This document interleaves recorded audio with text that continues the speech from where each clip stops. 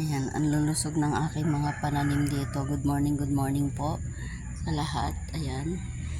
So, wala na tayong masyadong may content. Paulit-ulit na lang. Kaya ito na lang muna ang aking mga halaman. Ang aking eco-content ngayong umaga. Ayan po. Ayan ang aking mga Chinese malunggay na nakatayo diyan. At yung maraming bunga ay nandoon. Ayan po. At meron din po ako dito sa side na to. Dito po yung una kong pinictura nung nakaraan. Ayan po yung aking mga halaman ngayon. Dahil umulan, kaya ang ganda ng kulay nila. Naulan na naman po sila ngayong umaga, kagabi. Ayan, at yung aking big giant, gabi. Ayan po. Ang laki-laki na po niya. Ayan, ang lalapad ng kanyang mga dahon. Ayan. Samot-samot po, samot-sari po yung mga pananim ko rito. Iba't ibang klase. May mga prutas at may mga namumulaklak. Ayan, langka po yan. Kung saan-saan na lang po. Kasi pag panahon ng prutas, pag kumain, tapon dito, tapon doon yung mga buto. Kaya natubo sila kahit saan. Ayan po. Ang gaganda nila. Pagmasdan nyo na lang po ang aking mga halaman. Ayan, nakakawala ng stress. Kahit ito lang, solved na ako. Pampatanggal ko ng stress ay ang aking mga halaman.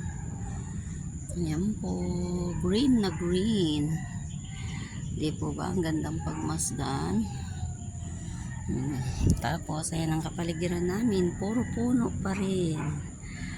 Ayan, puno. Daming puno sa paligid, napaka-presko. Ayan, presko po. Ayan, ang aking bahay, wala pang katapusan. Akyat po tayo dito, titignan natin yung overlooking. Dito, may maliit akong terrace dito sa kabilang bahay. Ayan. Yan ang aking bike na ginagamit dati na pinag-exercise. Nanawa na ako kaya ayan, tinabi ko na lang dito. Then ayan po. Ayan. Ito yung isang bahay ko dito sa baba. Ayan po, ganyan siya kalawak. Ayan. Ayan. Nakadugtong siya dito sa aking tindahan. Nilagyan namin ng tolda para hindi masyadong mainit pag gustong tumambay. Ayan. Ayan po, lalaki ng mga puno. Ayan, puno ng mga kapitbahay. Ayan ang likuran ng aking bahay. Walang katapusan. Ayan. Hindi ko pa nawawalis yung bubong. Kaya maulan, madulas yung bungero. Ayan po. Kahit saan ka tumingin, talagang puro puno po ang makikita mo. Ganyang kapresko dito sa lugar namin. Tulog pa yung aking borders, kaya ako pa lang ang gising. Ayan, umalis na ang aking mga junakis. Kaya, pahinga muna ng konti. At maya-maya matulog ulit, kaya wala mang ginagawa. Ayan, sarap pagmasdan ng paligid.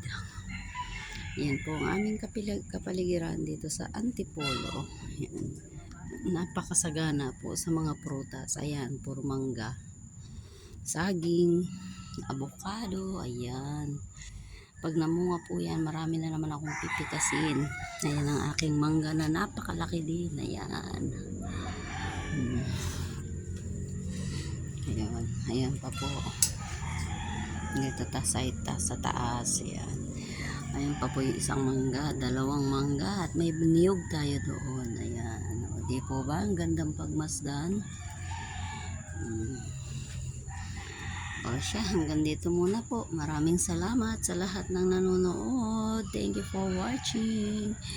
Bye-bye and God bless. Ayan. Thank you. Bye-bye po.